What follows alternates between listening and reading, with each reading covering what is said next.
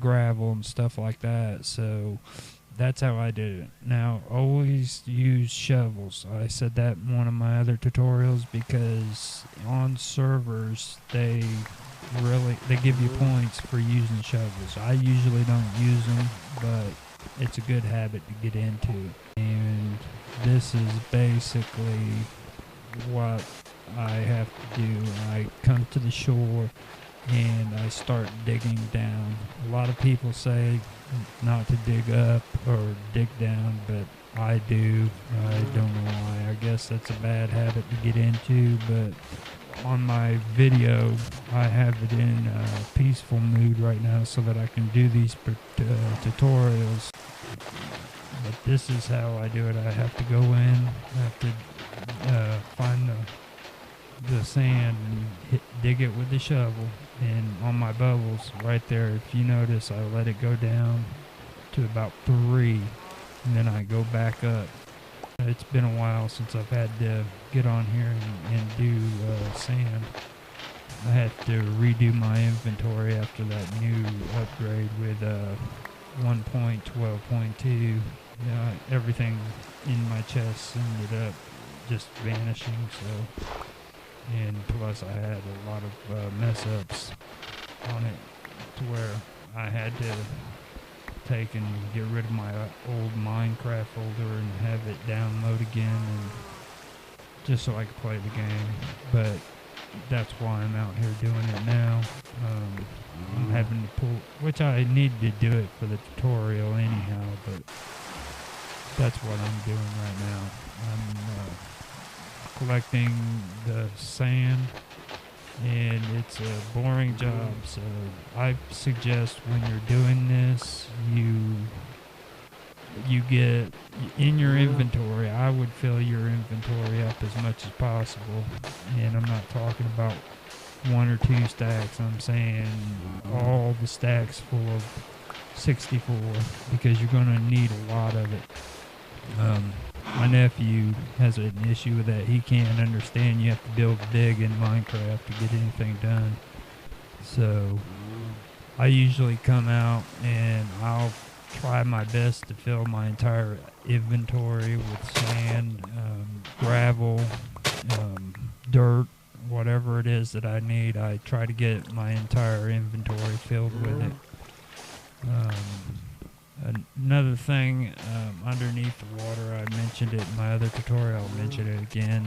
A lot of people, they make helmets where you can breathe underwater, and you can do that if you want to. It's probably a lot better, but I have a hard time with that. It feels like I'm wasting gold, so I just coordinate myself when it comes to those water bubbles, and when it gets down to about 3, I go up. Sometimes I can slide it too. It depends on how deep I am in the sand, but this is what you do. And if you're out in the desert, I mean, you've got tons and tons more. But I also like hitting rivers for sand too, because then I can find, clay. And so I never overlook either river or desert. I hit both of them. Alright, so I am in the process right now of collecting my sand, and if you notice, I'm having issues with my audio.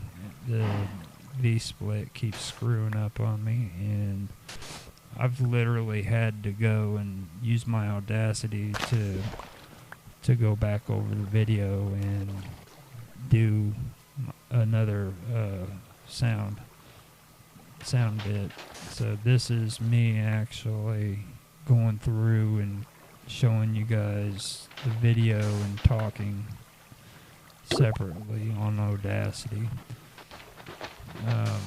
And like I said, like right here, this is what happens. That's what happens if you don't come up out of the water before your bubbles disappear. And I have it on peaceful right now, so it didn't go all the way down. It came back up. And that is something that I have to get into the habit of doing because I'll end up killing myself. And like I said, just collect as much sand as you can at one time. I didn't get a whole lot of it because I'm just doing the tutorial.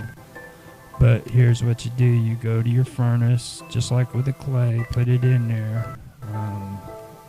Put 64 in there, and it makes the glass. Now understand, with the glass, after you make it, it's a one-time deal when you put it down. If you put it down, you can't break it and collect it again. It'll break and it's gone forever unless you have Silk Touch. And Silk Touch is good to have, but you have to have an enchantment table and have your levels up and know exactly how to make the enchanted tables set up, how to set them up to where you can get the Silk Touch. It's a pain in the butt, so what I've done is I've usually just, made a practice of putting them down where I want to put them down the first time, and if I make mistakes, don't worry about it. Don't get perfect on it. Break it and just move on. Because after a while, you'll have an inventory of glass like you wouldn't believe. Some people dye their glasses too. I haven't got anything on this tutorial about coloring glass and stuff, but I'll get back to it later on and do a tutorial on that. This is just basically showing you how to make glass.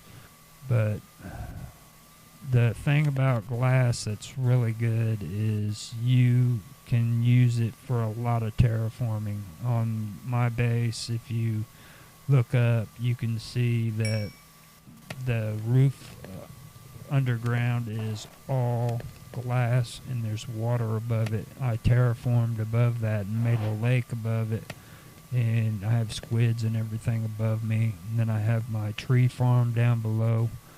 Under it, the water, and now I'm terraforming everything in there. So that's basically what I've got that for.